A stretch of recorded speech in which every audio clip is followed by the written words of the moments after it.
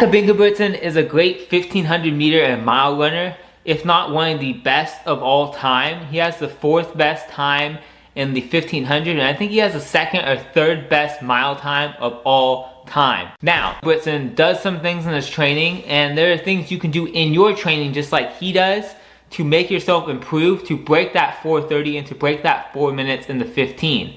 Now, yes, 4 minutes in the 15 and 4:30 in the mile are not exactly the same. It's more like a 4:20 mile, but we're just gonna go over breaking 4 minutes in the 15 and breaking 4:30 in the mile. So the first thing you need to break 4:30 and to break 4 minutes is a little bit of speed.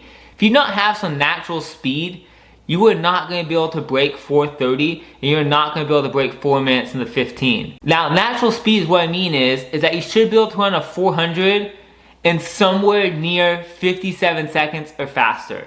If you're running like a minute and 2 seconds in your 400, a minute and 1, a minute flat, it's hard because you don't really have the natural speed to be able to run those fast mile times. It's not saying you can't, it's just you're going to have a lot of endurance.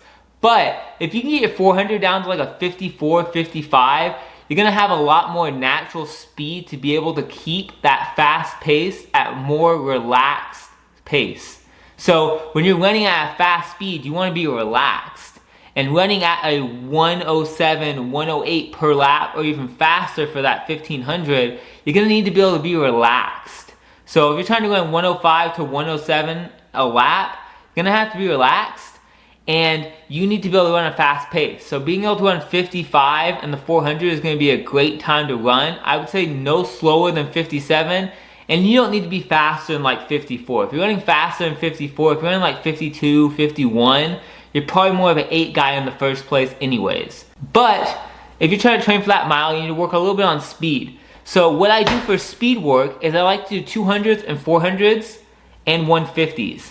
And what I like to work on is I like to work on mile pace running, 400s at mile pace, 200s at 800 meter pace, and 150s at 400 meter pace. So you're going even faster to work on your speed. And what you're going to be doing is doing these with long rest. So if you do a 400, and let's say mile pace for you is 110. Let's say you're at 110 right now. Mile pace is 110. I want you to take like a 3 to 4 minute rest before you go on to your next run. So I want you to take 2 to 4 times the amount that you did to go on to your next run. So take 3 to 4 minutes of rest, do another one. 3 to 4 minutes of rest, do another one.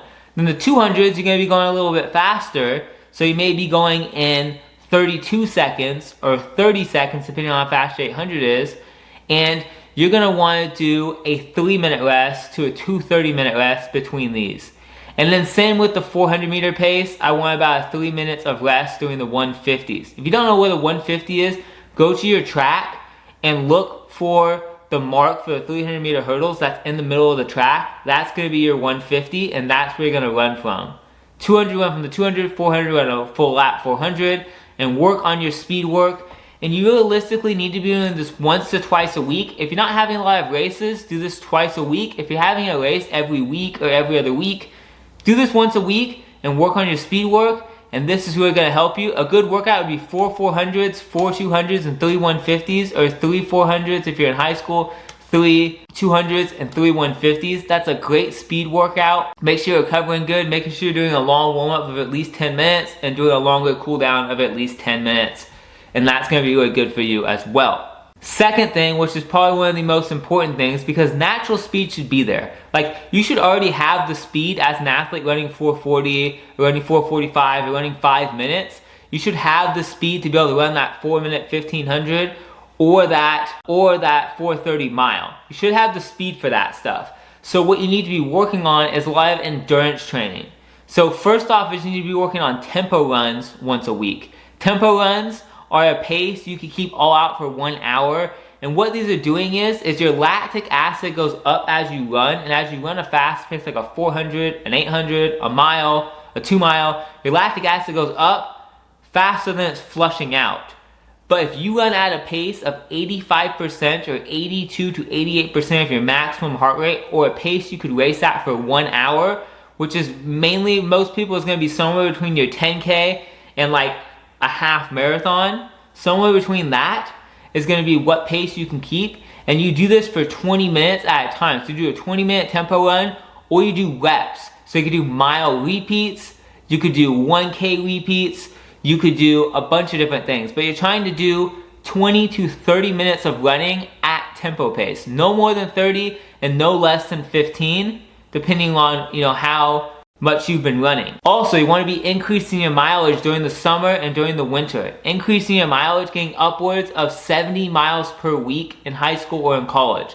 No more than 70 miles a week, but upwards of 70 miles a week. So somewhere between that 50 and 70 miles a week, like 55, 60 miles a week is great. Doing a long run, also doing a long run of 25% of your weekly mileage. So if your weekly mileage is upwards of like 50 to 60 miles a week, I want you to be doing between a 12 and like a 15 to maybe even upwards of a 17-mile long run, maybe on the weekend.